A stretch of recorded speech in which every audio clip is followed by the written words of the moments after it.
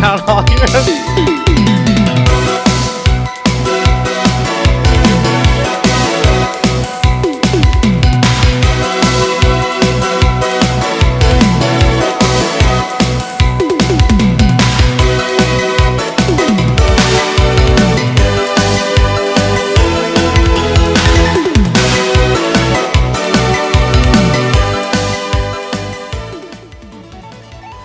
Hello everyone and welcome here to TownHall Heroes, episode number 135. I'm Solid and we've got Dunktrain and Yuuj here for, if you've been on the show, it's been a really long time, man.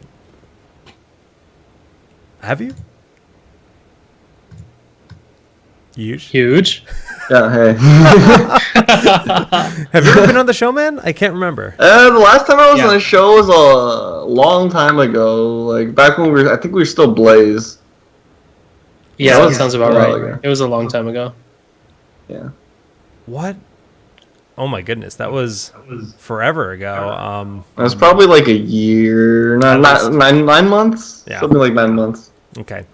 Well, this week we've got quite a bit to talk about. We've got the meta discussion, HGC coverage, viewer questions, potentially, but mainly the Lucio PTR patch has gone live. So we're going to be talking a lot about that. As you can see behind Dunktrain, he is being gobbled by the Froge. How come it's not animating, Jake? Dunk. I got to do it manually. Oh. Oh my! Oh, hold on! What a disaster! Hold on, let me find it. we're gonna get there. There you go. We're nice. This is what Jake's gonna be doing all stream, just smashing that W button to get it to animate. Oh my goodness. Well, it amuses me greatly, so yes, I will probably do that a fair bit. But yeah, let's just jump right on into the patch notes. But actually, while I load that up, because I'm always so very prepared, what's new, Dunk? Is you do anything exciting this week? You play much the PTR? I played a tiny bit, not a ton, just because queue times are literally infinity. Mm-hmm. If you want to play Murky or Lucio, who are like the new hotness. Other than that, didn't really do anything exciting. Yeah. You need to make a party and get people to throw Tassadar shields on your Murky so you can raffle stomp everyone.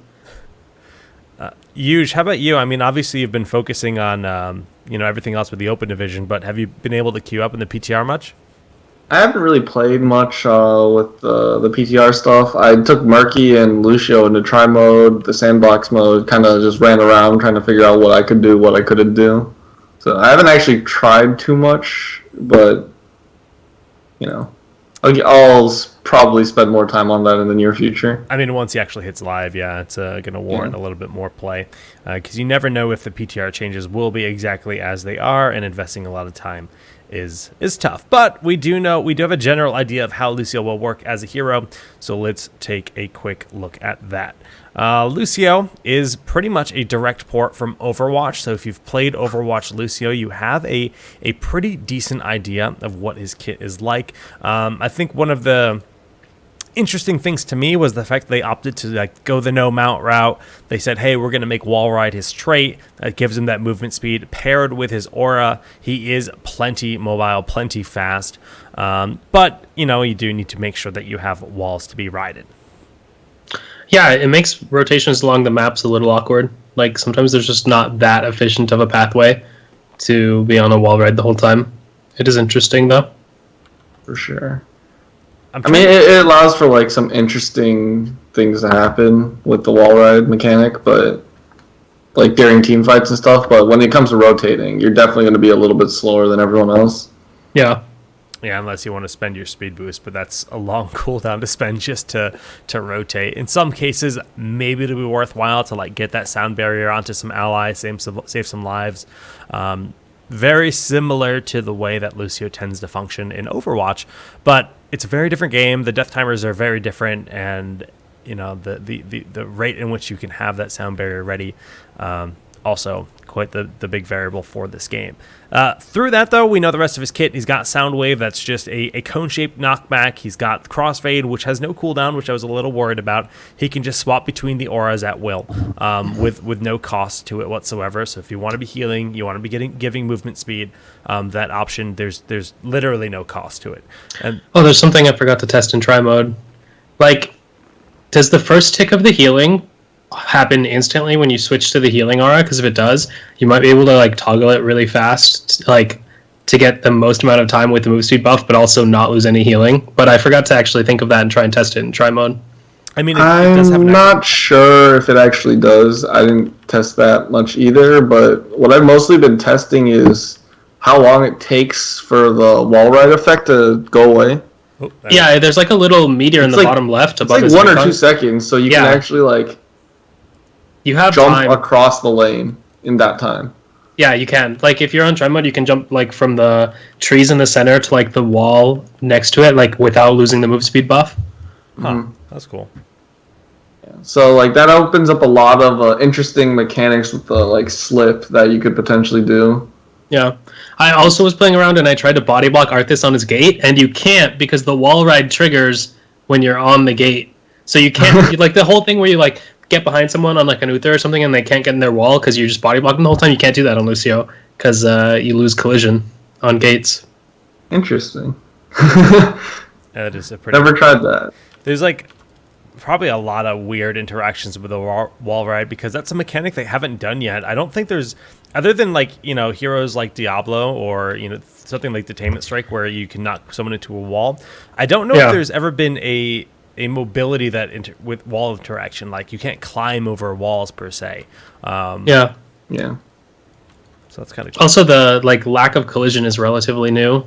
Like Murky's talent has it now, the bubble one has it on this patch, and then this guy has it here, so it's like kind of a new effect on the wall ride though, only, right? Yeah, on the wall ride. Yeah, only when you're wall riding. Yeah, that's kind of cool.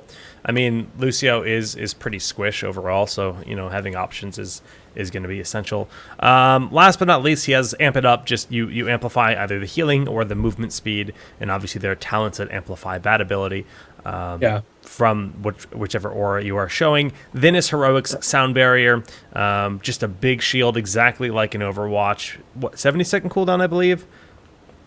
It's about, I think it's 70. Yeah, I think the other one is 50, but reverse amp is kind of bugged right now, so it does like half the damage it's supposed to.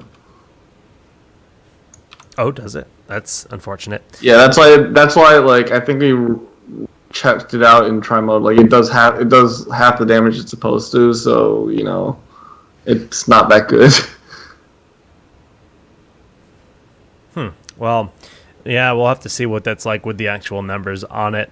The slow seems like it would be useful regardless with the reverse amp. But Sound Barrier, I mean, Lucio doesn't have a whole lot of potential to snap save something. This is, as we were setting up the show, something we were talking about a bit. You think about other heroes that have a hard CC, whether it's Brightwing's Polymorph or a stun, or then a snap, big heal that comes through from Malfurion or big heal from Uther. Lucio doesn't have like any of that. There are situations where his sound wave, the knockback, will be sufficient to save a hero. There are situations where the movement speed will be sufficient to save that hero, but I almost feel like very frequently Sound Barrier is going to have to be that maneuver, that Lucio is going to be, and that's his ultimate. Yeah, it's kind of like it feels a lot like how Ariel doesn't have a cleanse, Lucio doesn't have a cleanse. Like you're going to be forced to use your heroic suboptimally against certain heroes a lot of the time. So I think Lucio is going to end up being kind of we were talking about this, but you basically are going to have to Zerg hard engage your opponent with him, I think, for it to be effective. Otherwise, like if the enemy's just focus firing one person down because they're initiating on you, then like Sound Barrier is not that effective. But if you're Zerging them and the enemy team has to split focus because you're threatening them, suddenly the shield actually will get a lot of value. Like I think the big thing about Lucio is just you have to build a comp where he controls the fight, either in like a poke sense or like, you're actually you're Zerging them. Because if you don't control the fight with him, because his kit is basically revolves around initiation. Mm-hmm. Or like, just mobility, so you have the whole mobility creep thing going on. So, you know, you have to control the fight, be it with numbers or any sort of way. You just have to control the fight to get value out of it. Now, just kind of looking through some of his talents, you look at level 16. He's got this. We're gonna call it rejuvenate because I cannot say rejuvenecia. Yeah. Did I do it right? Maybe. Close enough. Maybe. Close enough. Nice. It's all about percentage of life, right? So that's really saying, oh, Lucio is going to have harmony with bruisers, with tanks. You're talking about him being able to engage. I don't know what I just said, but we're going to go with it. Words are hard today. But yeah, I mean, are we going to see like this double bruiser meta, you know, possibly strive with this? Because we already have a very bruiser heavy meta. We already have probably the healthiest tank pool the game's ever had. And it seems like a good time for Lucio to be entering that. But I mean, is he solo supporty enough to work with the Sonya, maybe the Arthas, and those type of heroes? I don't think so. I don't think he's a solo support.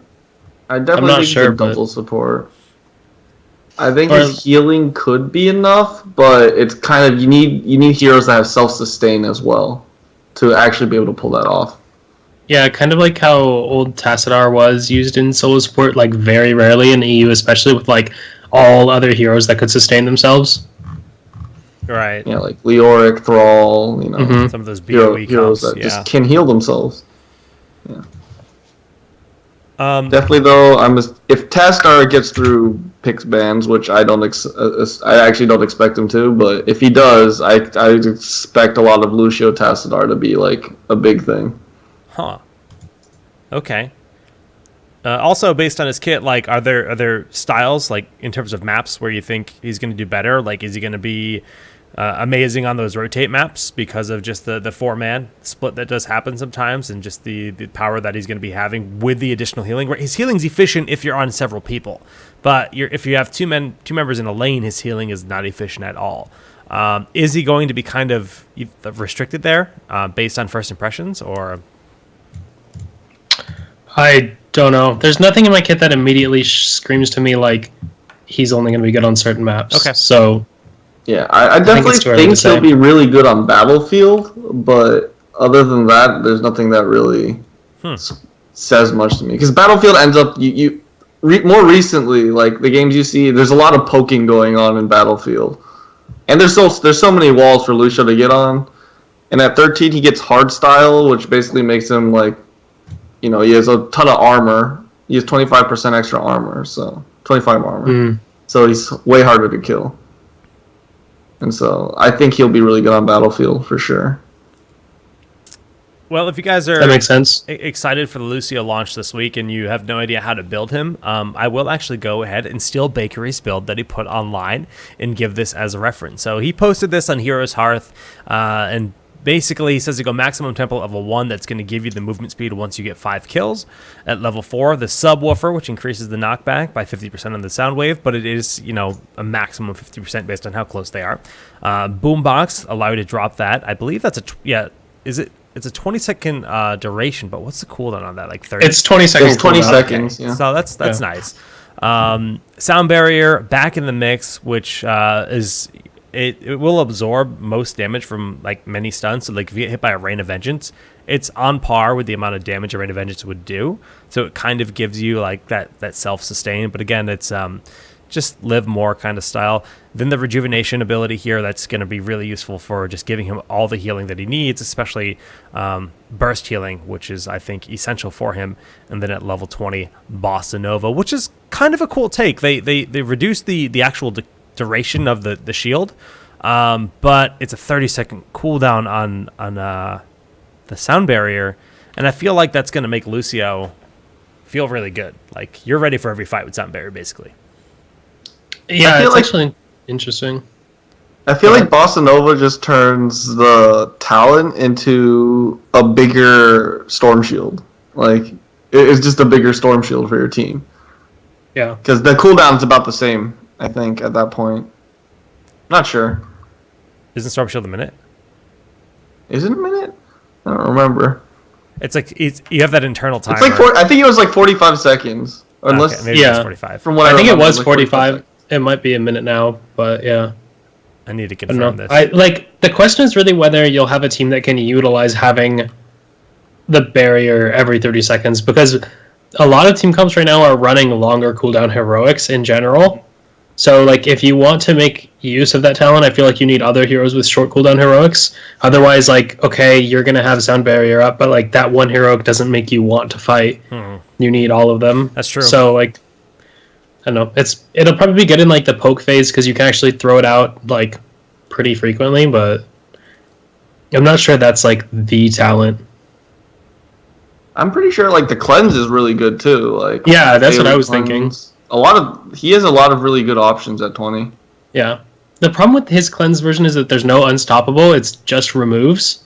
Yeah. So, like, I think that's, like, But if somebody gets hit, if your team gets hit by, like, say, Ring of Frost, you can actually speed boost them all away. So they're all going to get, in theory, 60% movement speed, be freed from their grasp, and they are out of there. So, could be cool. It's tough having cleanse at 20, right? Yeah. Yeah, there's a lot of options. I think he has a lot of options when it comes to, like, I guess, build for certain scenarios. Which is good. Yeah. Cool. Well, obviously we can't talk too much on Lucio as he's very early on, and I've only played one game. I think we've all barely touched him. So once he gets live, we will gladly have a deeper discussion on him. Going through the rest of the PTR patch notes, we know the Murky rework is a big topic, but I'm going to go from the top down here.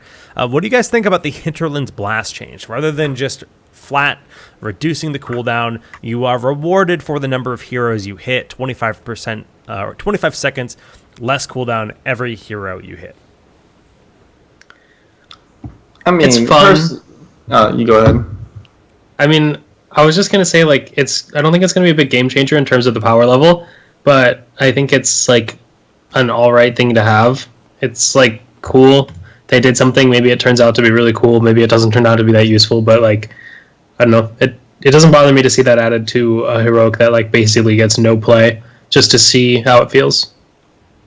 It's a step in the right direction to try to get Hinterland's Blast picked more often. I still think Gust is just the pick since you get way more value out of it, but Hinterland's Blast there's potential for Wombo with that now that, the cooldown is actually going to be in line with a lot of other ultis.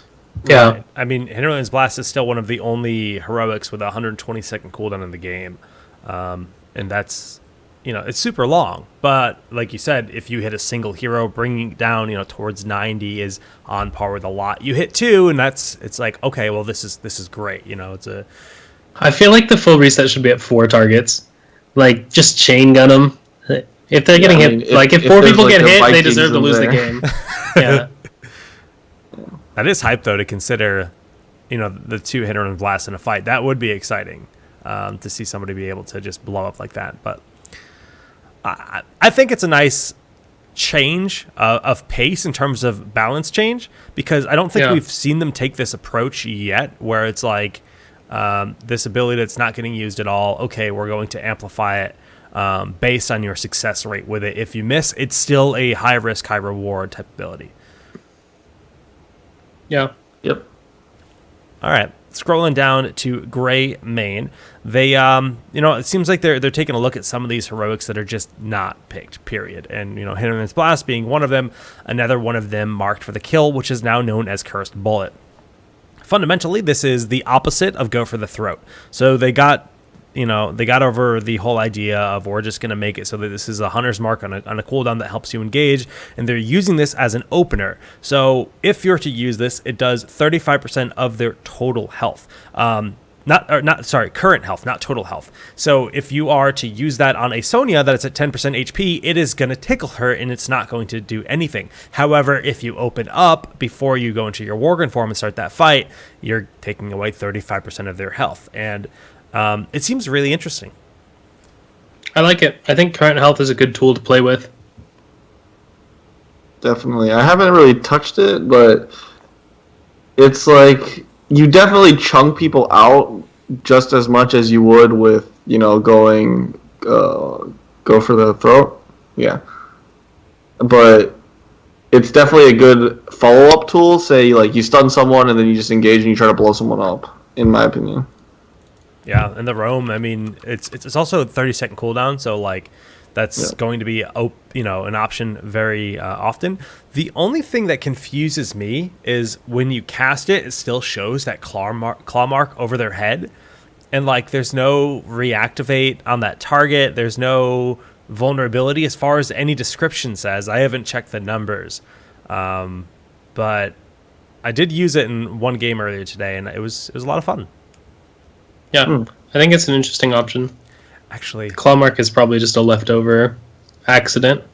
Or I'm insane and I used him on live.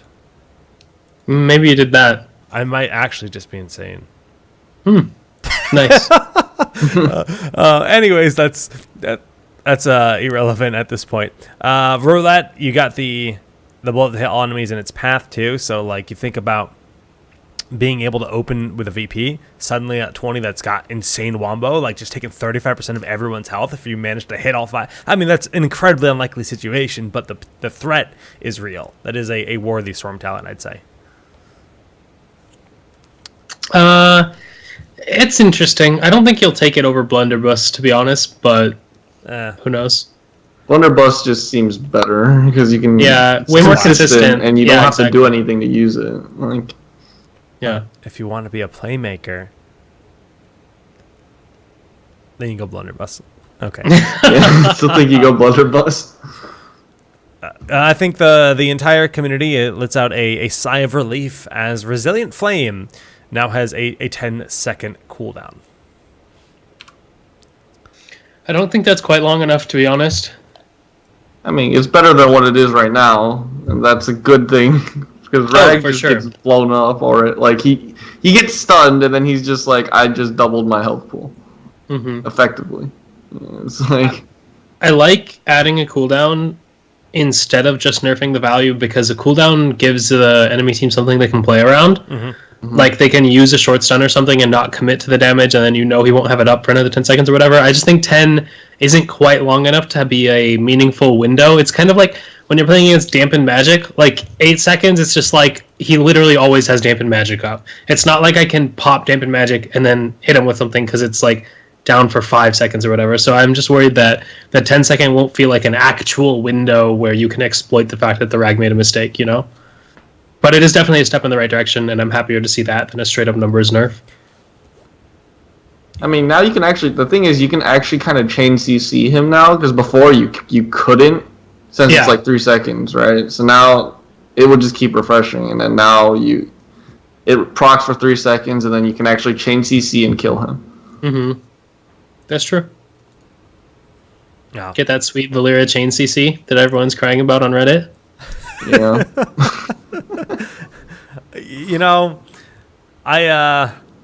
I saw that. I saw the thread about, Valeera and Varian. And sure, Varian's seeing a lot of play, especially with the taunt build for that extended CC. But, like, Valeera, maybe she's a pub stomper, I guess. But in competitive, we have not seen her in the amateur scene. We've seen one game. Okay. I want to see if she gets any play this weekend. That's what I'm interested in, actually. That's probably the thing I'm most interested about the HGC this weekend, is whether anyone uses Valeera outside of like, oh, we're way advantaged in this matchup, we just want to rub it in, pick Valeera. Because I don't honestly know how good she is in competitive. Well, the main problem with Valeera is if the other team has a Tassadar, Valeera is useless.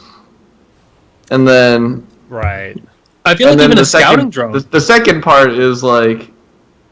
It's so hard to get a good position because if you ever try to like flank with her and you get just revealed by random AoE, you're just dead because she has no escape. I feel like she's like a Zeratul with no escape in a sense. Yeah, her Q is like it's similar to the Worgen cleave that Greymane has, but Greymane then has disengage on top of that as like an actual escape, and she doesn't really she's waiting that 8-second cooldown to try to stealth. And hoping to God that's going to be enough for her. While we're talking about Valeera, let's actually just look at the changes. They did give her some good love on the PTR, so she gets more health. She loses a little bit of health regen, but she also gets more basic attack damage. On top of that, I think their overall fundamental that they mention in these changes is, look, we're trying to make her be able to open up with her stun or her stealth ability, her ambush, whatever it is, and then be able to stay there. Get some good autos in and get impact from that.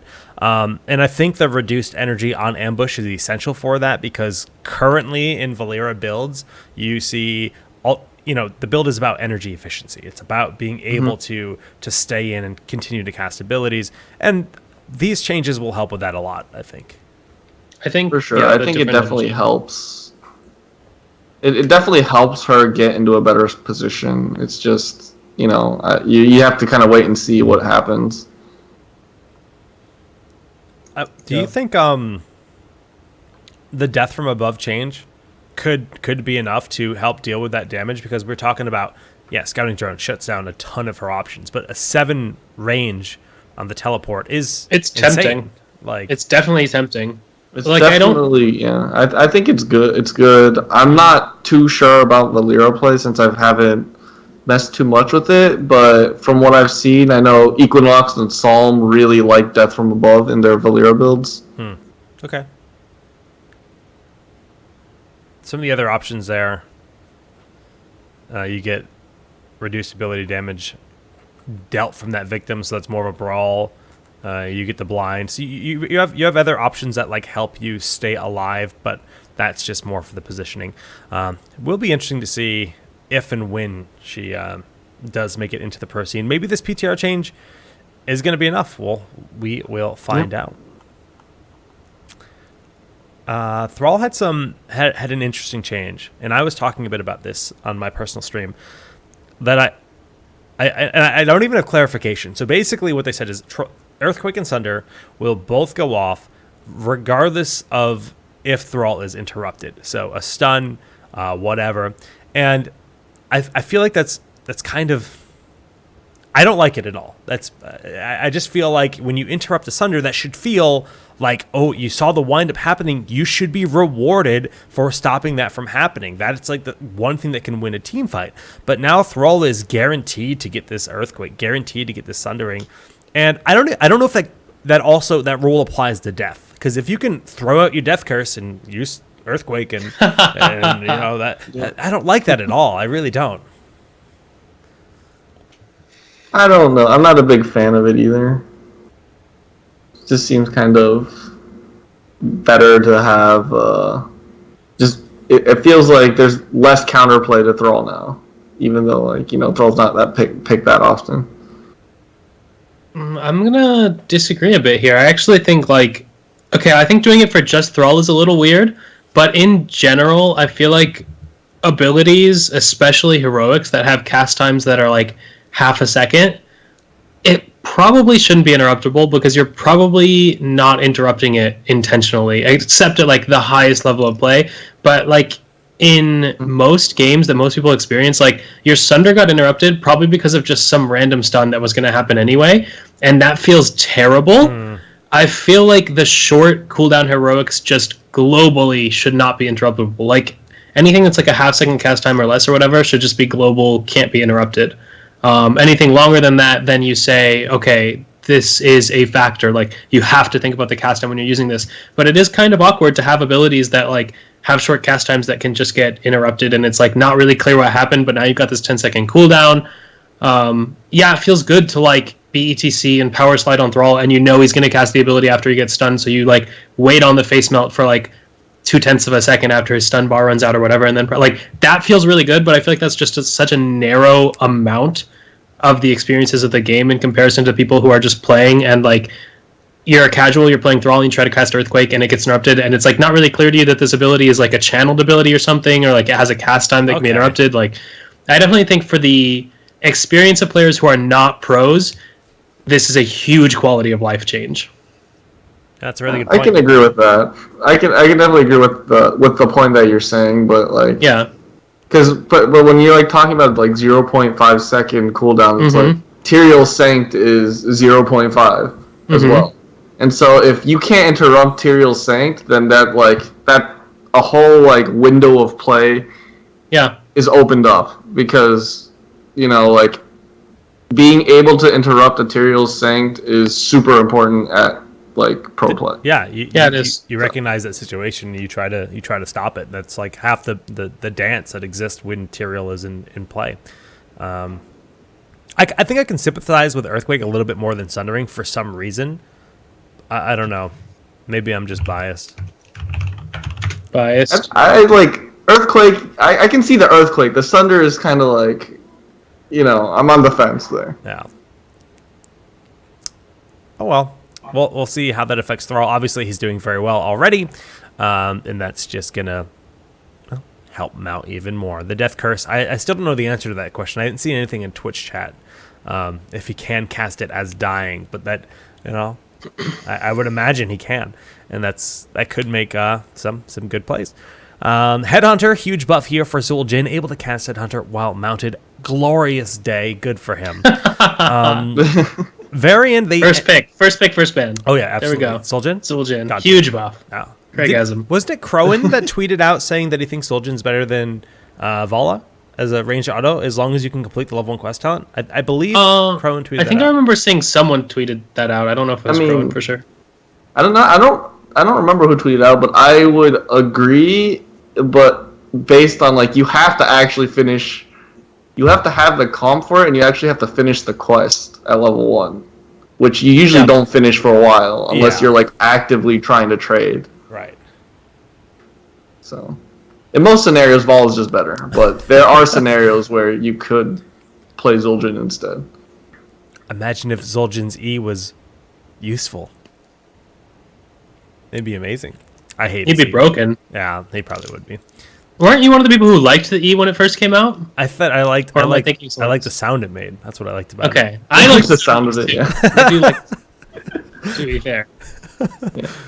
Down to Varian here as we have a talent tier swap.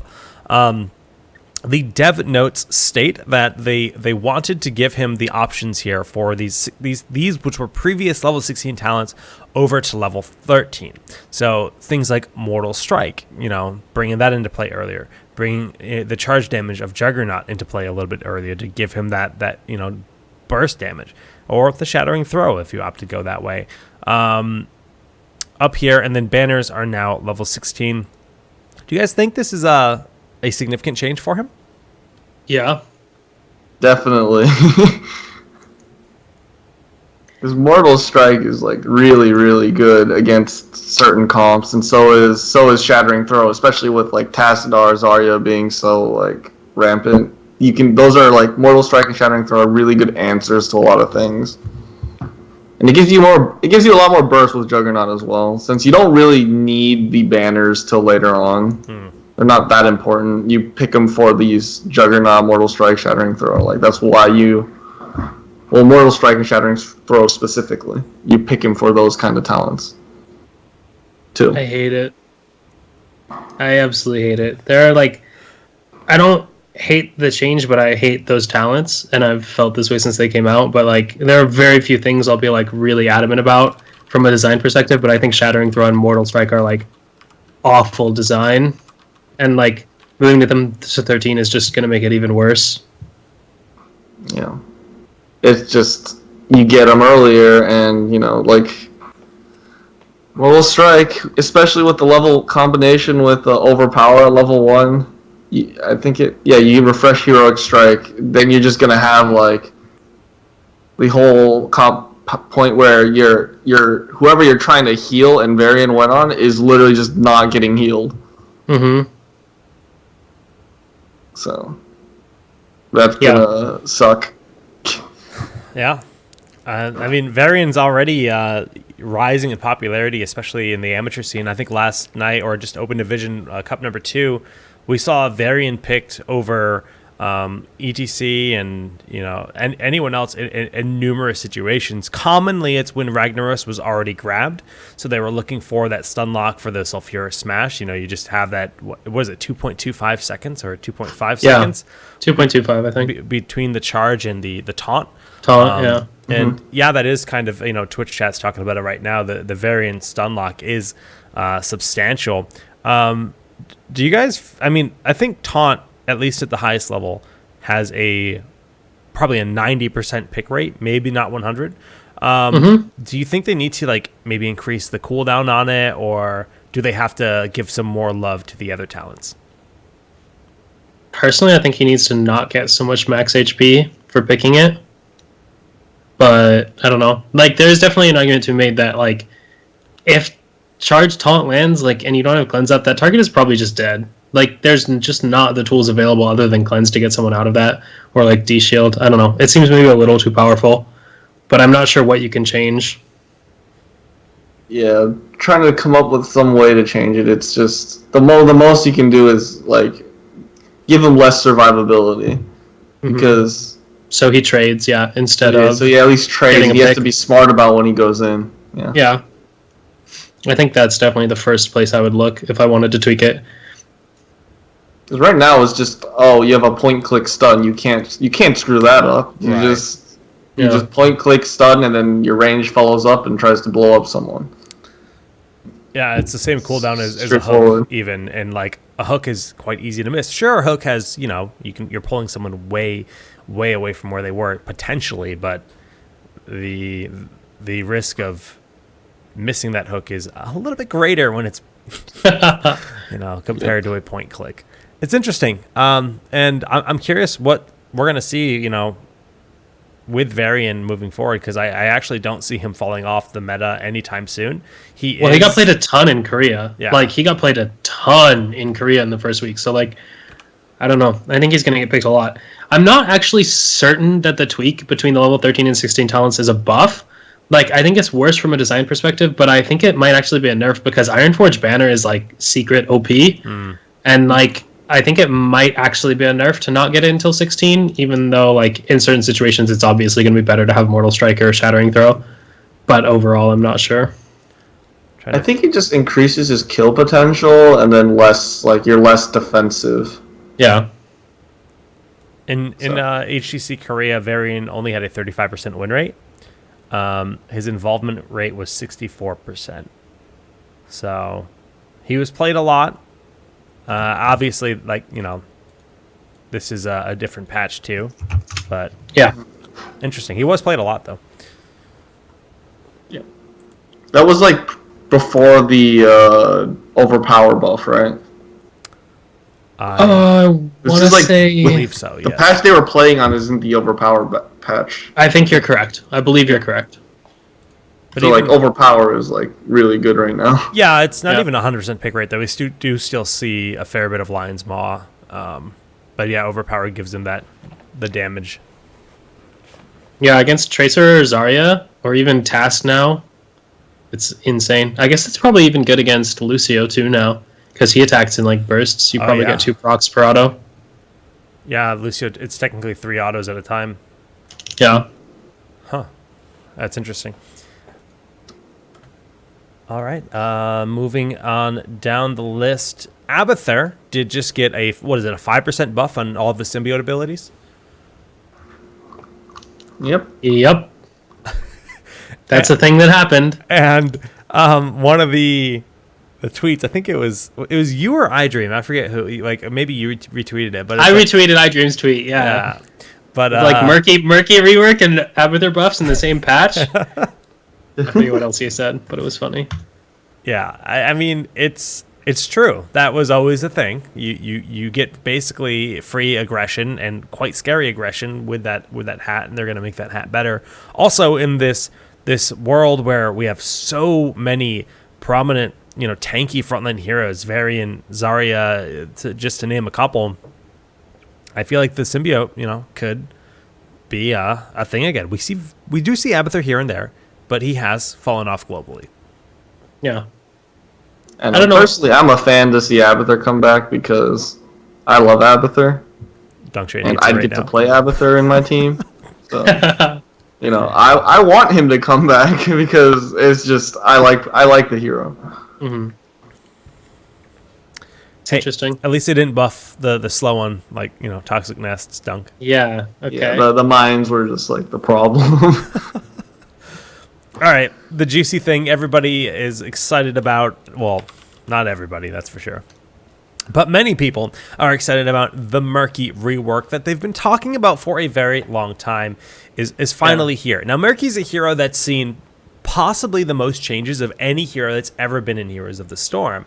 And it's due to the nature of his kit, where he's always respawning. But they've given him pretty much, you know, the full rethought. So fundamentally, he exists the same with the egg, but he's got a lot more sustained talents. Dunk, like, what are your favorite parts of the new Murky?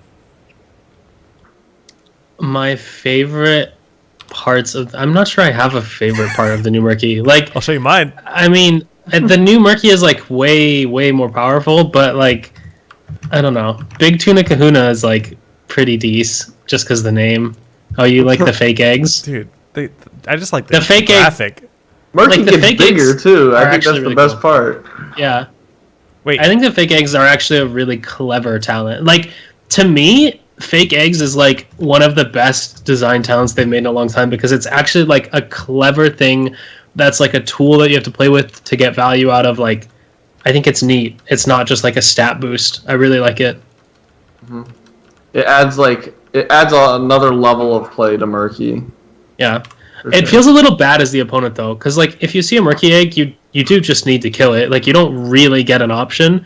So especially if you're melee, it just like feels bad, even if you know it's a fake. It's not like Minesweeper where you can like right click versus left click. Like, oh, I know that's a mine, I'm gonna just double right click on it or whatever. Like, you don't get that option. You just have to kill it because you can't risk that it's not a fake. So Yeah. that's a little awkward, but I mean, I do like the fake egg talent. I think it's fun for the Murky player. yeah, I mean, go ahead, Yuuj. It's just when you bring that into like do you take the fake egg or you take the really strong bribe talent? Right. And then you kind of like a fishy deal just seems It does seem really pretty good. broken. So Yeah. for those that don't know what it is, basically, if you get the last hit with your pufferfish, which is quite easy to do, you get stacks, and it only takes 5 stacks to bribe a mercenary. So one wave of minions is what? 7? 7, yeah. So you kill one wave. If you get them all, 2 waves in, you're already more than halfway through a giant camp, and that's insane. Yeah, but that talent literally will never work unless you're in a solo lane, because you can kill it. You kill the pufferfish so easily now. Like before, it was a problem that Tychus or Tracer or Zarya could insta-kill the pufferfish, but now literally every hero in the game instant kills pufferfish because you can just use a spell on it. Like, I find that really frustrating. They did make it so the pufferfish is also targeted by towers. So but it does do some decent damage in the push. It's a much larger radius now. Yeah. Big change to it overall. Yeah, it just seems like if you manage to somehow do it, like get it perfect, you could potentially take a bruiser camp on Curse Hollow when the first tribute spawns. Oh, that's interesting. It seems kind of, Yeah. dumb. Yeah, that's crazy. Yeah. So about Fish Tank, I suppose we should talk about the unkillable Murky strat. Oh god, tank Murky.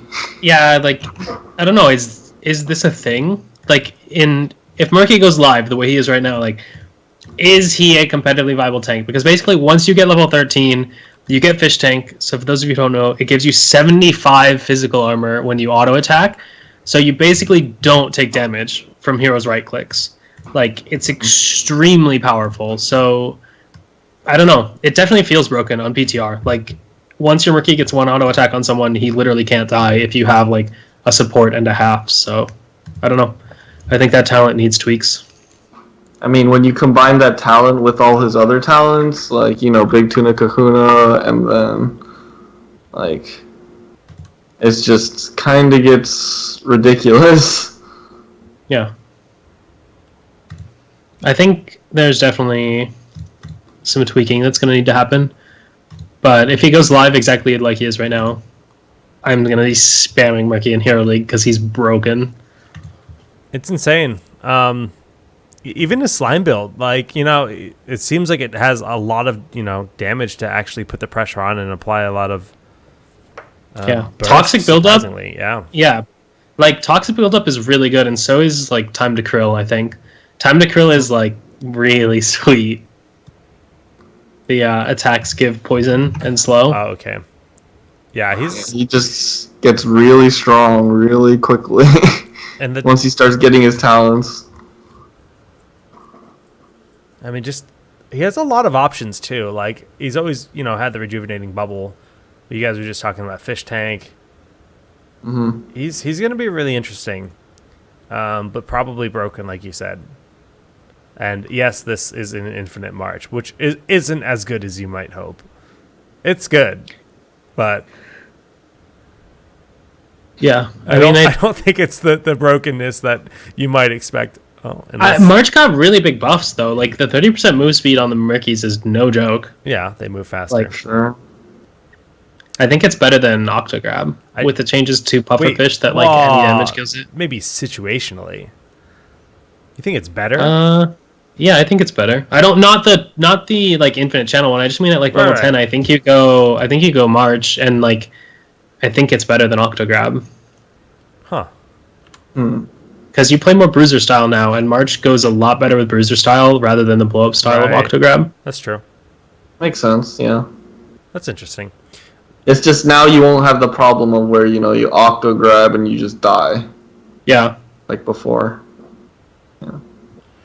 Yeah, the like the slime build is I played one game as Murky so far, and I just went the slime build. I have not tested the tank build myself yet, but when you get making inky and you have the slime on the auto and the slow on the auto, yeah, it feels like you are a god. Like you just kill things. You do insane damage. And sure, Murky's like killable, but you press E and you leave, and then you go back in, or you die. Yeah, sure. His death is 8-second respawn now. It's such a trivial increase, like it's relative to how much power he gained. Right. Mm-hmm. So I don't know. It's a big rework though, and I think the general consensus is that he's insane. Pretty much, like he is going to be ridiculously overpowered if he makes it to live the way he is right now. Oh yeah. Yep. Dunked. That's a good point. The dismount that you just posted in chat. It's a dot technically, which is interesting. You would think it wouldn't be since those little Murlocs are punching him, but technically they are just applying a dot.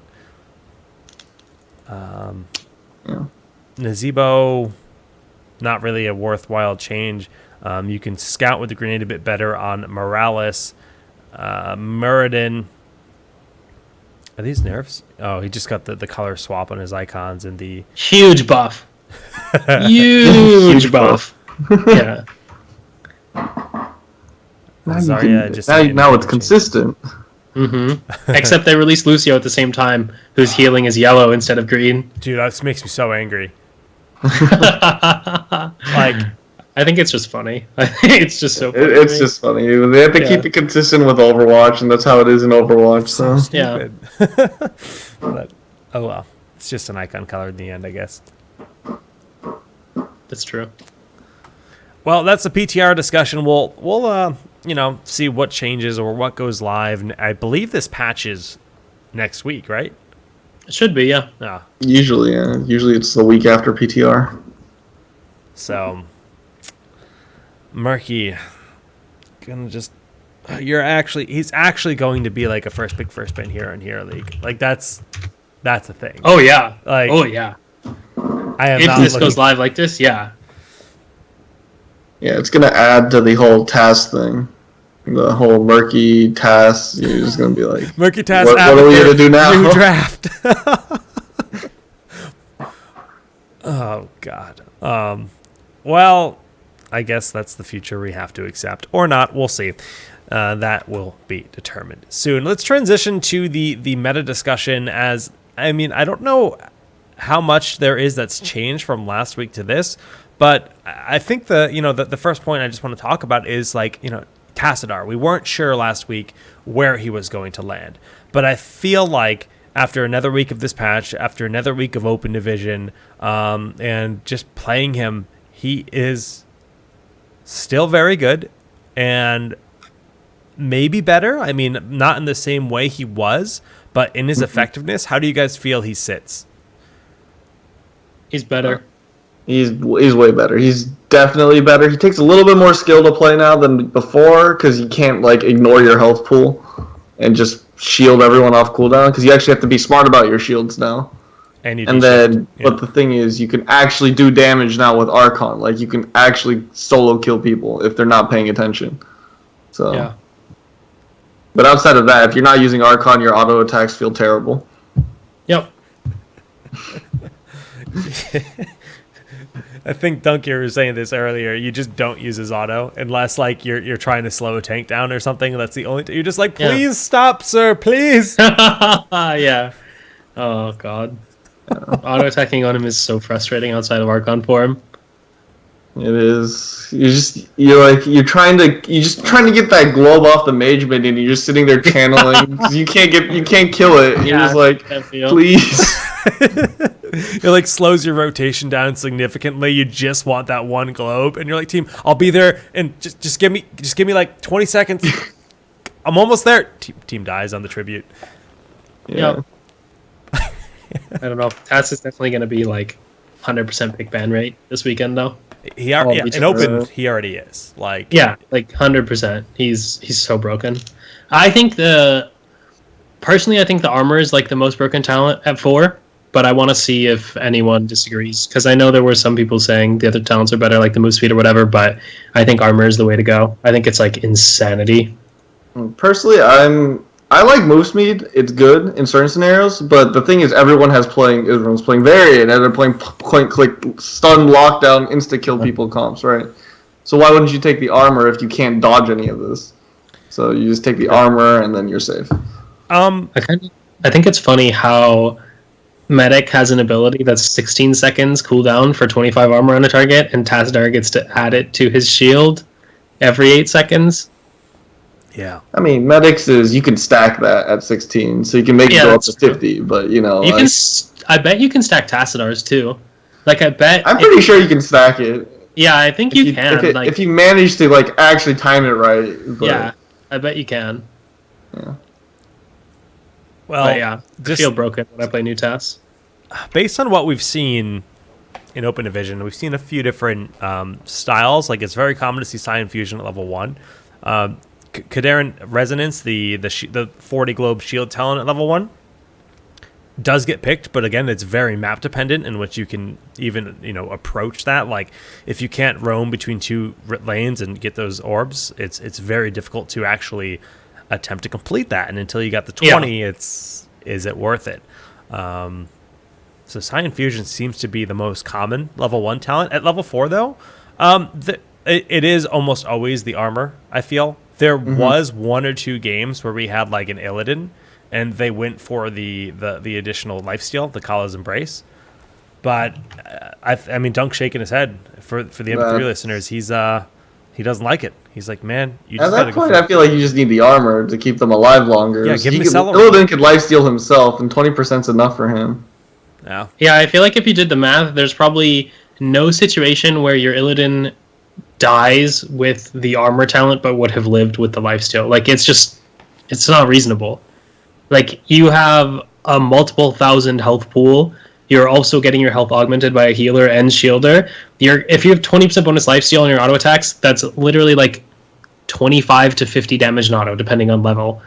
Okay, you could also just have 1,000 more effective health, not including healing.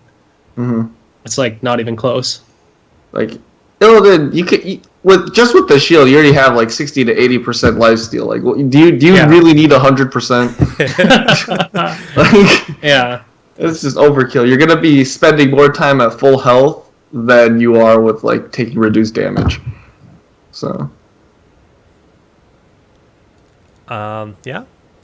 Well, I can't argue with that. Give them the celery, guys. It's the celery one isn't green, which is sad. That would make my life very amusing because that's how I'd remember which one is which because all the different colors. You guys are probably really confused. It's celerity. I'm so confused. I call it celery, but it's celerity. Oh, and okay. it's not the green one. And yeah, it's just bad Jake jokes, you know. Okay. We've seen a bit of resonation usage, which I found really interesting. I did not expect that. And then I think mental acuity has been pretty common. Yeah. I think the 7 and 13 trait talents are pretty much must take. Like it basically reduces the cooldown to what it used to be. Right? Yeah. The half cooldown of Oracle is pretty bonkers. Yeah. Which also makes stealthies a lot less threatening because you're almost you basically almost always have Oracle running like constantly, so it's just really annoying to like get a flank on a Tassadar comp. So, you know. Yeah. It's pretty busted. Yeah, it's really good.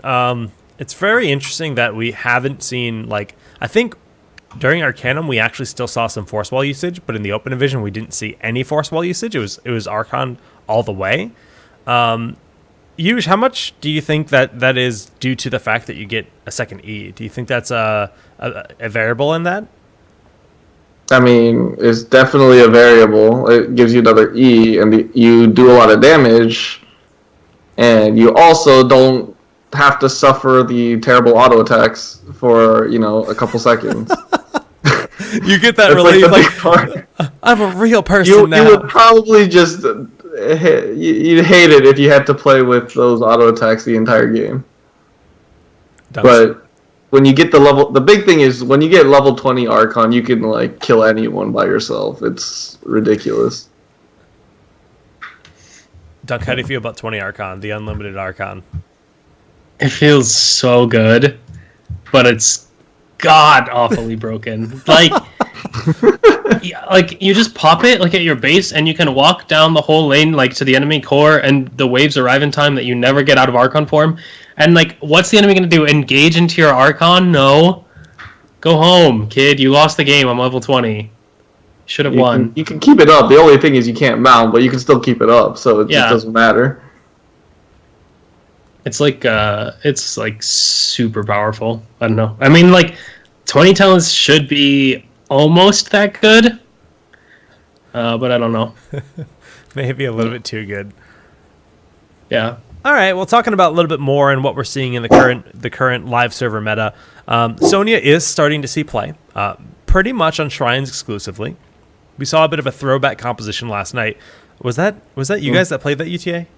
What, Sonya Medivh? Yeah, the Sonya Medivh from that was Johanna. Us. Yeah. So it was Shrines, Sonya Medivh, Johanna. We've seen that before. And I think the other two are optional. But yeah, we used to have I think we had like a Tychus and was it Rhaegar? Yes, it was a Rhaegar, I believe. But it looks scary. Sonya is very hard to kill when she has Medivh shields. Like, she gets away with so much. Yeah. The thought process behind that was, you know, everyone's playing those Varian mouth blow up comps, or just like, I think Medivh would be good against that. So. Yeah, that's actually a good point. Everyone's been running like point click blow up comps, and it just seems pretty straightforward, and you know, why not? This is super. It was just like it's a spontaneous thought. We never practiced that at all. I was like. Really? Then she did Takir. I'm like, you play a lot of Medivh. We could go Medivh here. It looks really good, actually. So, we just ran it. Nice. Yeah. Any other like surprises to you in the current meta as to what we're seeing? Like you mentioned the Varian blow up. That's, you know, we're seeing a lot of Ragnaros to be part of that. Like if there's a rag pick, Varian becomes very prominent in the drafts, which what a very common trend that we saw last night is, first pick might be Ragnaros Malfurion. After, the pick ban phase would be like, okay, we get rid of Tassadar or he gets first picked. And then, the opposite side, they get 2. They'd go something like Ragnaros Malfurion. The ban would oftentimes be Diablo or Varian if those 2 are still on the table, just to try to dissuade that Ragnaros, whichever tank sets up Sulfurious Smash. It's a very common thing. I was hoping to see a Varian not take the stun talent at level 4 because he was playing against a Ragnaros, and then you can charge Rag and taunt him and he doesn't get the armor. But I didn't see any of that, so I was a little disappointed. That was just a random thing that I would have liked to see. We've seen 0 shield wall.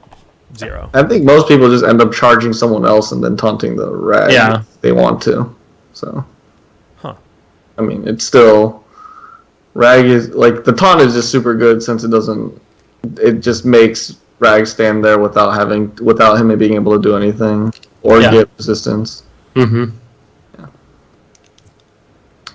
Chat just brought up another talking point was the mind control we saw here in North America this past weekend.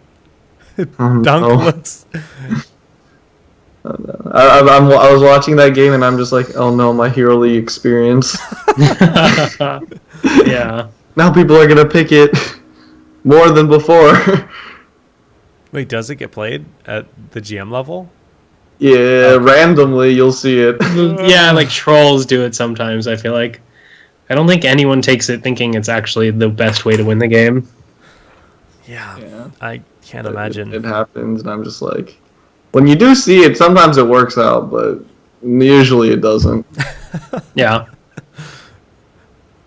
That's, of course, still the old patch, which I don't want to talk about too much, as HGC is going to be moving on into the Valeera patch as the live server enters the Lucio patch. They're always going to be behind. That's just the nature of the beast, but it makes it far more stable and allows things to be balanced during those 2-week periods so that nothing's completely busted in the pro scene. Like Murky and Tassadar, maybe. Well, yeah, Tass is about to be completely busted. That's true. Yeah, I'm actually really surprised there's no Tass nerfs in the Lucio patch, to be honest. Yeah. But I guess they don't have evidence from competitive yet. And his win rate on public has never been good. Really? At no point. That's very true, actually. Really? Tass has always had a bad win rate on I guess I never noticed hot that. and stuff. Because he's just not good as a solo support, and I don't know why other than that, but it's just always been that way. But he is legit broken and going to be in every game this weekend. It's better than the old Tass. If you know what you're doing on Tassadar, he's way stronger. Yeah. I mean, he can solo people with Archon for him. He can he can do so much more now. But yeah, that's going to be fun. We'll see lots of Tassadar bans in the pro scene coming forward in HGC. Yeah, I don't know. A lot of the other stuff is pretty much self-explanatory, I feel. We're like Muradin's still not seeing a whole lot of play. He's actually really fallen off. His utility just isn't quite the same. Maybe he needs a buff on Haymaker or something. Maybe they make Haymaker an instant cast, and that brings Muradin into the meta, but that sounds super scary. I don't really know what they do to entice people to grab him again, because we see literally almost every warrior in the game getting played. And Muradin is one of the least played warriors, which is really weird. I don't think you need to tweak him, though. I think it's okay. But the way he currently is. People just don't pick him because you want reliable stun tanks that are in there. Whereas Muradin has that problem where he's before everyone always used to play him. He's super tanky. He can always get out, and now it's he's tanky, but he can't always get out because his jump just always gets interrupted by everything. Oh, that's right. I forgot that's... And so, that's a thing nowadays. It's just why pick Muradin when you can pick something like Varian, that's point-click stun, or ETC, who has, 2 CCs. Right. A lot of crowd control. Diablo, same. Yeah. We see Rexar situationally, Leoric as a response to some lane-up matchups. Stitch is very rare as well, but still in some comps you see him. Chen, Arthas, Muradin, Chen, Arthas are probably lower pick than Muradin. But I'm actually really curious if Arthas will be played paired with Lucio moving forward. I just see a lot of harmony with the move speed actually could be really good. Yeah. With him. I mean, Arthas's problem has always been getting onto people, but once he gets on them, he just sticks so hard. Yeah. So that actually sounds scary. Yeah. Like really scary. I'm just imagining like Lucio, Rhaegar, and then just 3 bruisers just running at everyone. Yeah. Just like Bloodlust, Speed Boost, like Speed Boost in, Bloodlust. Oh my god. You just run people over. Sound barrier on top of that, like you actually can't die. There's no way you're killing anyone through sound barrier, yeah. That sounds really powerful. That sounds like a really fun like team league, like just strat to try to do. But, yeah, that would be a blast. Yep. Cool. Well, that's what some of the stuff that's going on in the pro scene. Some of the other things I've just noticed from tweets is like I mentioned this earlier. Crowan, I believe it was, talked about Zul'jin as a premier range assassin as long as you can complete the level 1 talent. Still not seeing a whole lot of Zul'jin play. I'd say the ranged assassin pool has remained pretty darn consistent with Vala, Li-Ming, Tychus being like the 3 hotness. Tracer has risen up with more shielders being present, whether it be Tassadar or Zarya. We are starting to see a lot more Tracer across the board.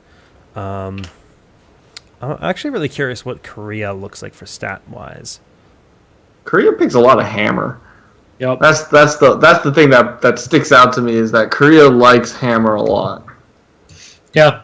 She's really good at making snowballs. Like, if you're a little bit ahead, Sergeant Hammer gets you way more ahead. And that's how they use her. It looks really effective. It's like their alternative to Sylvanas. Yeah. And she scales into late game harder, whereas Sylv kind of doesn't really teamfight that well late game. Yeah. Hammer is interesting hero for sure. Like there was like Hammer came back for a bit and then just like disappeared again because I think Vala got like really really popular during that time, and so and then she got nerfed. Yeah. I can see a lot of stat living. Yeah, a lot of these stats. Falstad's still very very prominent. Yeah. He's got the global. I mean, there's literally nothing he doesn't have in his kit. He's got mobility. He can go through walls. He can fly. First damage, Hinterland's blast. Let's go, boys. Yeah. And everyone's going to be going different builds in Korea. Like you see, one game they take like static shield. The next game, someone else is taking like hammer gains. Yeah. It's just like that's cool. I don't know what build they're going for. It's just they're mixing it up. Wow, Brightwing. Like not touched in Korea. She's like way down there. It's Malf 100%, TAS 94% involvement, mostly bans. Can I restrict this to sports? Yeah, let's do that. Yeah. Malf, TAS, Rhaegar, Ariel, Karazim, and then Brightwing. That's really shocking. I mean, is it? To me, Korea's never been big on Brightwing. I guess that's true, only Swoy really likes Brightwing, right? Yeah, like from what we've seen in international.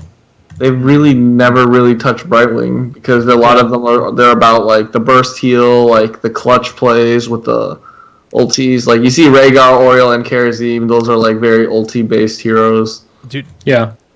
Mary Day looks really good in Karazim this weekend, by the way.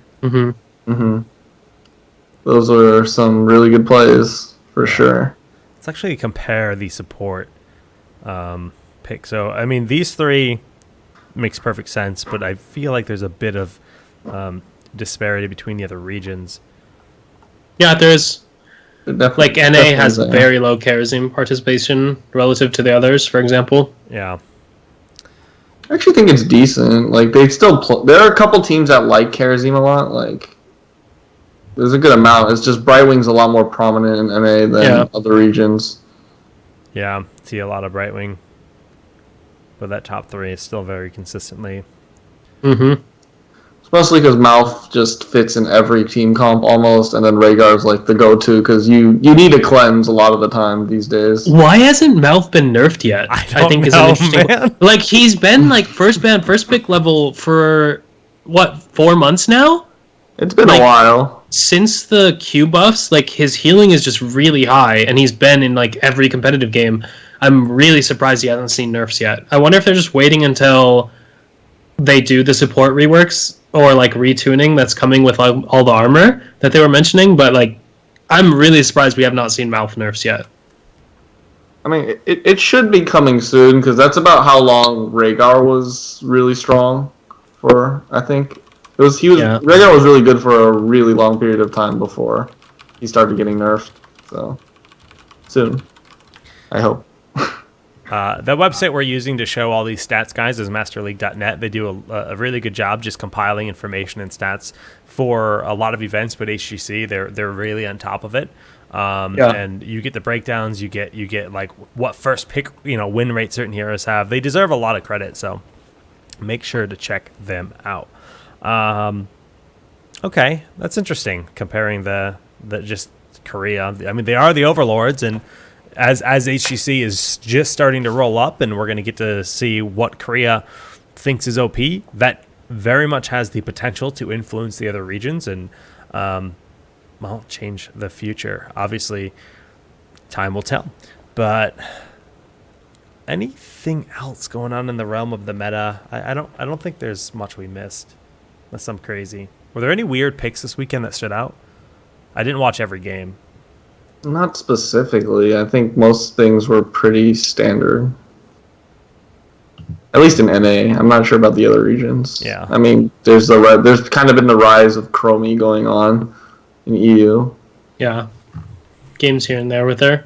I'm not sure there are any heroes that could get picked right now, like, that would really be crazy, because we've kind of seen some Asmodan, we've seen Nazebo, like, there's not much left that'd be super surprising.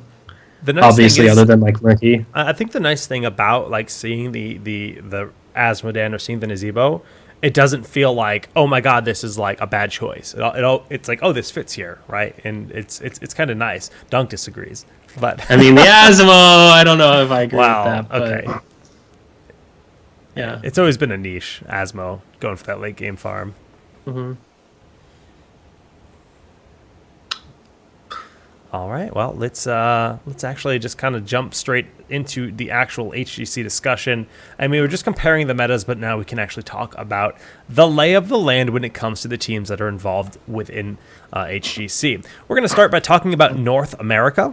And North America, this was a pretty darn big weekend for the community or for the teams, because it was to solidify the order. Who's first, who's second, who's third. We had those big matchups happening between Team 8 and Tempo Storm that were tied for that first 2 spot, and then we had that big matchup between Gale Force and Team 8 to further that. So if you guys haven't watched and you plan on watching the VODs, this will be jam-packed full of spoilers because we're talking about the results, but here we go. Tempo Storm are the kings of NA. For now, at least. It went to Game 5, the full series, but they did manage to take out Team 8.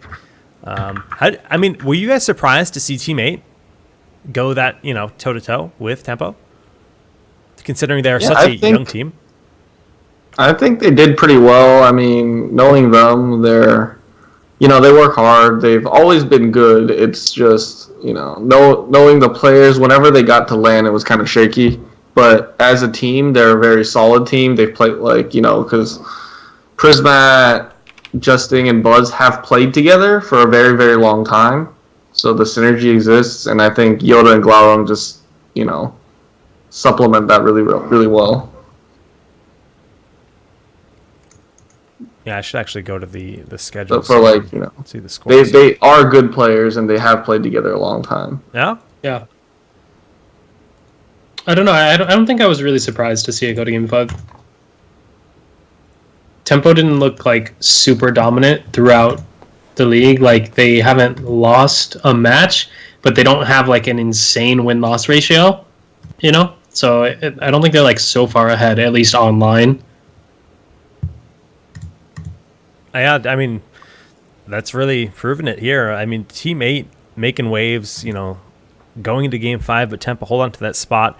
The other big matchup was, I feel, just, Team 8 Gale Force, because that's really for second place. And that was interesting series. Why do you say that? Because, well, obviously I'm on, Gale Force's side of this because I'm their coach, but we played the games out, and we obviously some games weren't, they didn't go as planned, but it's just weird because the games Gale Force did win were like completely one-sided. Right. Yeah. It just seems like I feel that Team 8 is very, very prepared for some maps, and then others they're not so much, and that's just there's not much to go off of. I think, especially since we have consistent best of fives, that has really brought out the beauty of Heroes as an esport, because some teams are just bad at the smaller maps where it's all about team fighting, right? Some teams just don't perform as well as others, and that makes a best of five. We have a lot of series that go to Game 4, Game 5, which is really good. Yeah. So. Yeah, for sure. But GFE did end up falling there. So that does put the standings with Temple Storm at number 1, Team 8 at 2, and GFE at 3. Now, I don't know if mathematically that's a guaranteed lock for these teams based on the next, there's 2 more weeks before we know our top 3 that go to Katowice for North America. Superstars and B-Step are the next 2 below that. But if we talk about the lower end, I mean, Naventic fell to Freedom. I think the tilt on that Towers game probably got to them. There was that last fight when I think Naventic had 10 HP and Freedom had 4. And and the mosh pit. Yeah, the death mosh. Yeah. Death mosh. Yeah. That definitely was.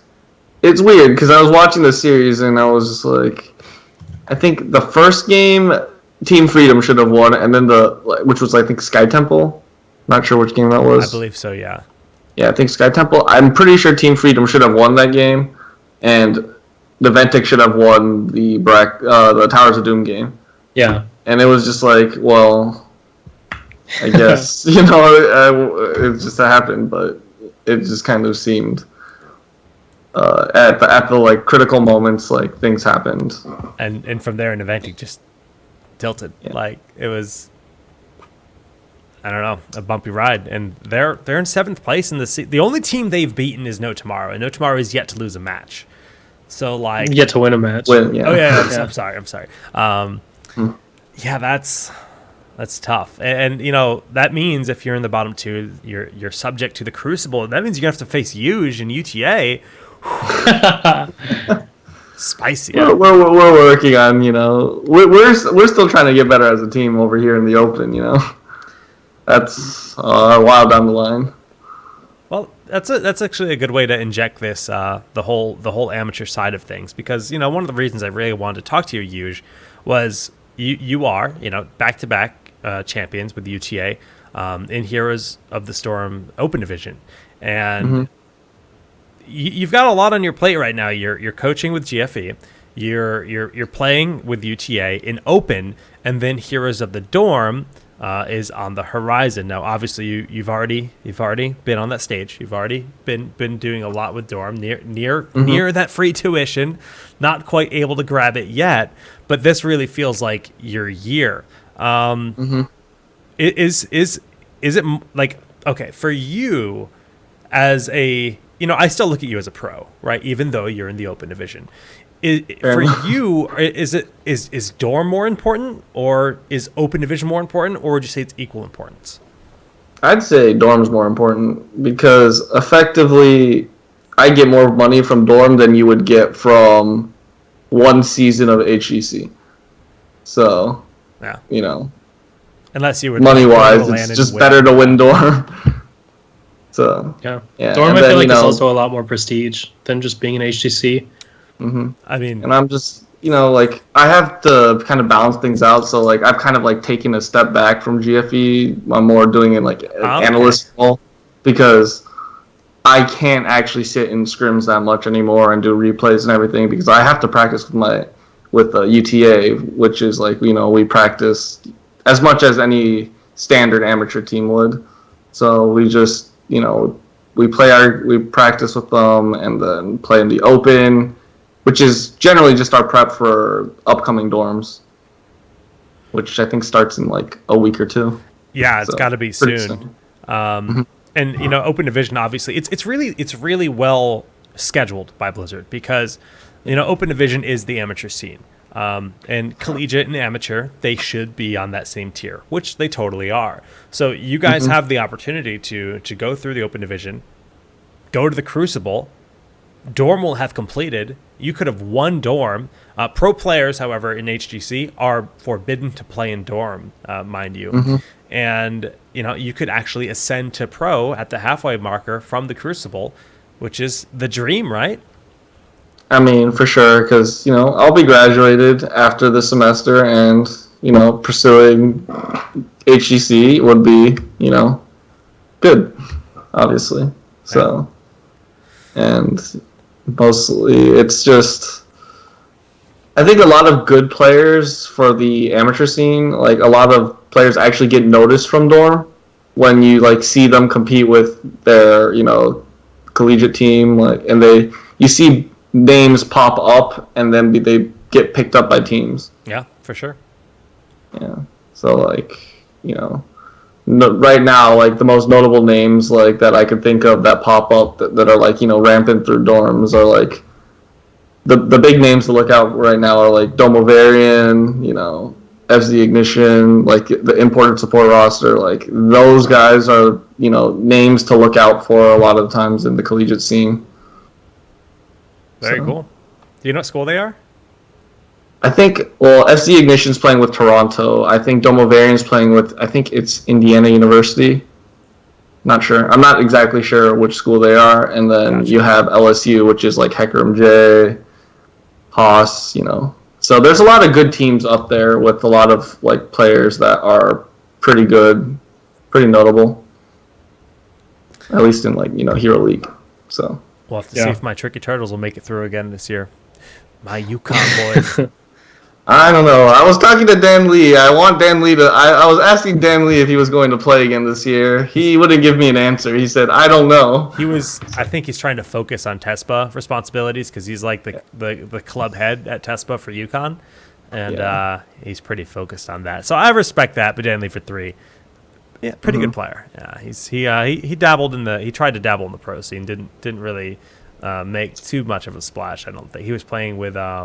Blaze or he played in with I think SK for a bit, like when they were doing Heroes Rising. That was like the short stint, and then he's totally on. I think he kind of dabbled with Blaze, but he didn't do that much. Yeah, okay.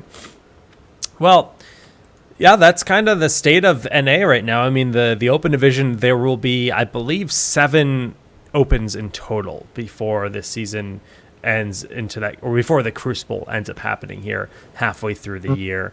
And I think there's 5 weekends or maybe more for the pro side. I think there's 5 more, I think. Yeah. So that's cool. And, while we're on the topic of open and amateur scene, I just want to plug the Arcanum. Once again, guys, we are going to have our second event this coming Tuesday on Valentine's Day. In the spirit of love and friendship, I'm going to be casting with my buddy Zoya. We'll be doing a Valentine's Day cast for Arcanum number 2. And you can actually just go to arcane8.com/arcanum to find the link there for Battlefy. It is we're working with Battlefy and Match Arena to really amplify the prizing for the finals. Season 1, Match Arena has given us 500 coupons, so you can actually go to our Match Arena page. You can type !Match Arena. You can add $1 for free to the prize pool by just using the coupon Arcanum, which is really great. And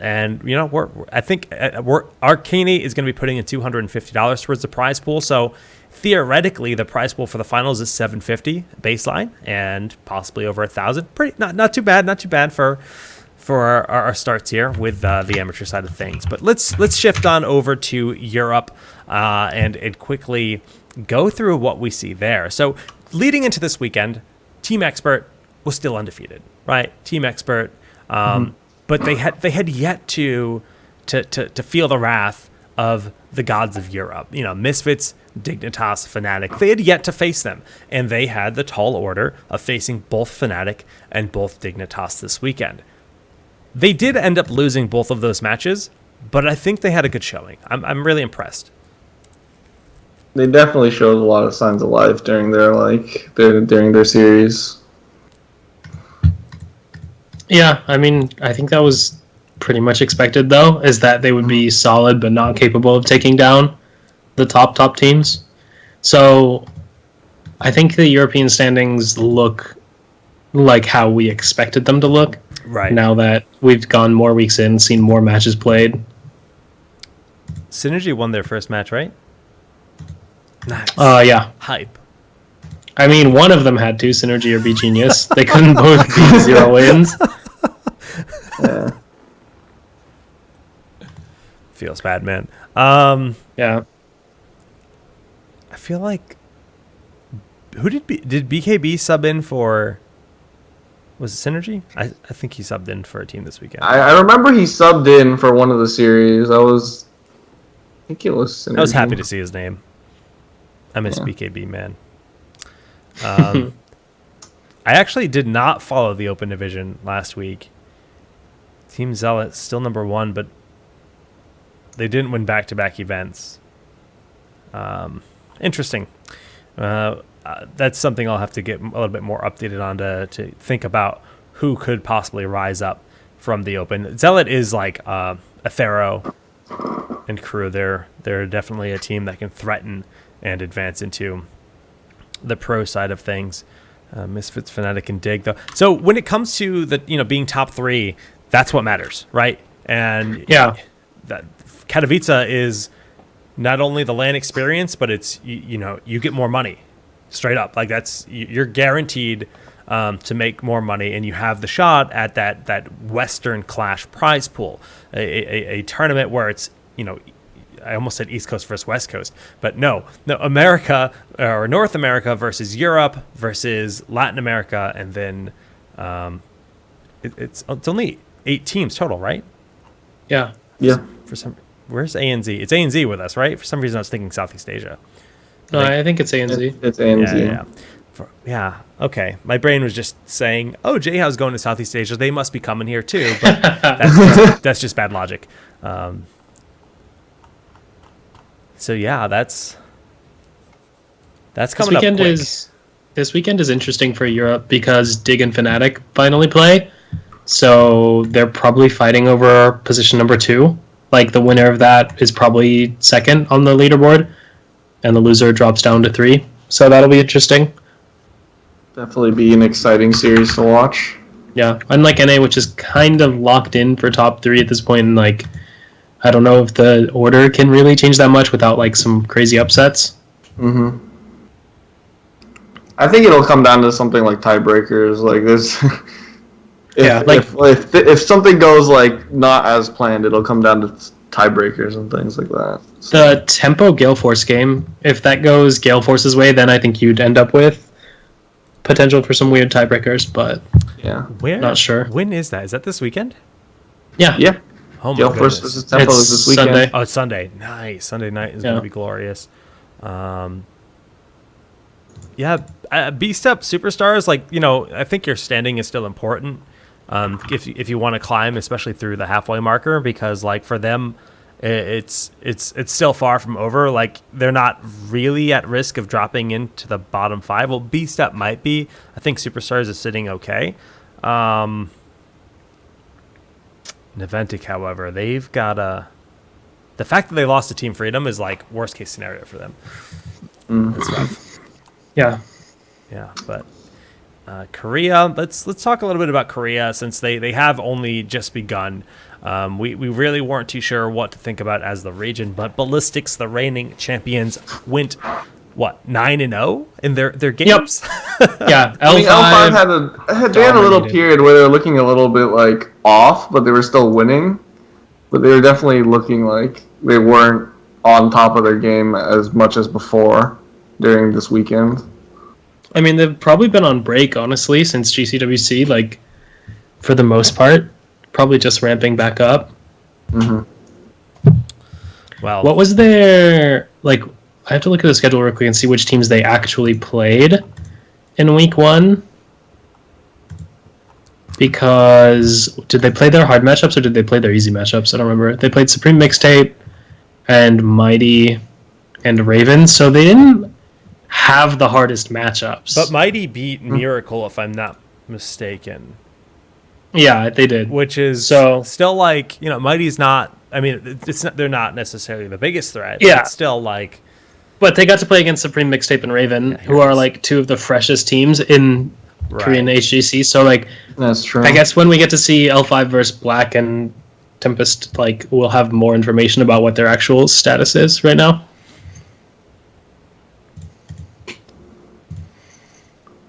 Miracle, and there was a lot of like players bouncing around during the off season, and Miracle Black, I believe they shuffled a lot of their players internally, which is something they've done before, but it feels like Black got the better roster, and Black was always kind of like the main team. It felt like, yeah. So I think. We're looking at a season where it will likely be L5 and Black as the gods of Korea, and from Mary Day and Karizim to is it Tist TTSST or something? Yeah, Tist, like Tist. If you want to really just clean have an awful clean broadcast noise. Yeah. But Miracle, will have to see where they lie out, because it's the same deal with Korea. It's all about top 3. So who is number 3 going to be? And their clash is only like it's the beginning of March, I think. Yeah, I just had it up. It's after ours. Yeah, it's like 2 weeks after ours. March 17th to the 19th. March. Okay. That's not that far away. No, it's not. And ours it's like 2 weeks after the Western Clash. So, yeah, I don't know. It's going to be interesting to see where they all land. We're a ways away from a global though. We had 3 globals last year, so it felt like we were getting those leaderboard checks, and NA was feeling bad about themselves a lot. But the actual first global isn't till June DreamHack, A right? while down the line. Yeah, Sure. Mid-season brawl. Sweden, first place gets 80K. I think even the Crucible happens before that. It does. The Crucible is right here. Oh, it doesn't. Oh, it does give me a date. It says May 26th and May 27th online. So that's for NA at least. EU will probably happen. Honestly, I think it'll probably happen earlier than us. Probably. Yeah. There's the same dates. Interesting. Oh, maybe they're just gonna broadcast it first and then broadcast. Yeah, that would make sense. Similar to like how they're doing HGC. Yeah. So That makes sense. That would make sense. Yeah. Oh, that's cool. Okay, well. Yeah, we'll keep our eyes on Korea, see what's going on. I think NA is, pretty much what we talked about. The expected top 3s are more or less locked in. Start of the season, I don't know if we would have said Team 8, but I'm really happy to see them doing as well as they are and continuing to prove that it's not a fluke. But Yuuj, you alluded to this earlier. How will they do on LAN? If they do get to go to Katowice, do they crumble or do they rise? It's been the problem with their team. Like they've always been very, very good team online. but on land they've been a little bit shaky, and hopefully they've been able to remedy that as much as they can, because I really want to see them perform well. But everyone, you just have to wait and see for those kind of things.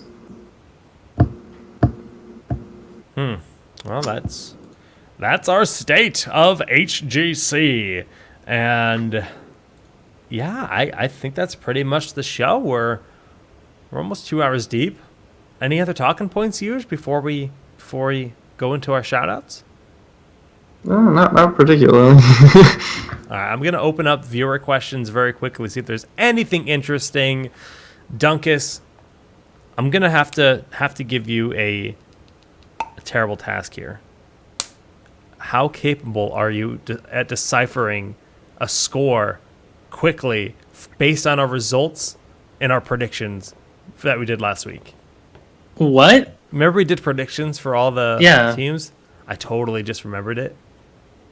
And I mean, we don't even have all the same people. I feel like we can just accept that I won and move on. Oh, man. But in all seriousness, I think most of the predictions pretty much came true. Like, there weren't any huge upsets this weekend other than the No Tomorrow match, right? So... Wait, what? Like, this weekend in NA and EU... What No Tomorrow? Or last weekend. You mean Team Freedom? Sorry. Team Freedom, yeah, the Freedom and Eventic. Yeah, I think that was the only one that was like an upset that almost everyone got wrong. Other than that, it pretty much went how we expected, although I think people came down on both sides of the fence for Tempo Team 8. And then in EU, I remember we weren't like feeling super confident anyway about them, but since Expert lost both their matches against Misfits and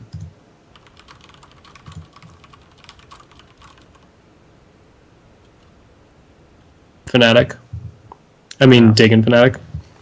Yeah, that was kind of the question. Can Expert, almost get lucky and beat one of them and try to retain a top 3 spot? But not the case. The gods of Europe reign supreme. All right, well, we are not going to do predictions this week because mainly I'm hungry, I'll be honest with you. And I want to do predictions in the future, but I actually started working on like a nice way to do that production wise. I'm building like a way to make that visually appealing and then tie that into the actual results and then make that a segment that doesn't feel like, oh, look, I'm looking at a spreadsheet. I've got standards and I want to deliver those standards for future episodes because that is a fun segment to do each week. Just need to iron out some other things. Chat says Zuna feed. Sure, yeah, it seems about right. And no, Zona Lagif is the new meme. Chat, just get with 2017. But Yuuj, thank you so much for coming on, man. Where should the world follow you? You can follow me at Twitter Yuujers on Twitter for Yuujers, and then I stream sometimes, not as much as I'd like to because school and other stuff, but I do stream sometimes, so you can follow me at twitch.tv/HugeLOL. And also, shout out to, the rest of my UTA team. You can follow Cure Stream at CureHots as well. You see him streaming a lot. He's like, number 1 and number 2 GM right now, so... And we're going to have Cure on soon. He couldn't come on tonight, but we are going to have him on as a guest soon. Really talented player. Yep. Dunkus. You can just follow me on Twitter or Twitch at DunkTrain or /DunkTrain. And that's about it. I'm going to shout out Jay Howe again for his week recap, but since he's going to the realm of Asia, he will not be doing it this coming weekend since he'll be casting. A little hard to make content on airplanes and in hotels, but good luck to him. Looking forward to watching him and Babel do their thing for SEA. Arcanum next week. Zoe and I will be casting on Tuesday. You can still register. Just go to arcane8.com/arcanum. Or just arcane8.com. It's not too hard to find. The February 14th event registration just opened up yesterday. And, $100 on the line, really all about earning your spot in for the season finals, as well as just creating fun events. We are making one adjustment from the first Arcanum event. It will actually be best of ones all the way up until the semifinals. So last week we did best of 3 for the round of 8, but we're going to actually do best of ones in round of 32, round of 16, and round of 8, just to make sure we can do a one-day event in a timely fashion, because we did go until like 2 a.m. and that's no bueno. That's a little later than even with the open going that late. It kind of just sucks because. Especially when you have school the next morning and it's just school work, it's just terrible. Yeah, we're just trying to make it like a fun, easy to enter, event, and that's the goal, But, well, thanks so much for tuning into episode number 135 from Dunk Train, Yuuj, and myself. GG's, and have a good night.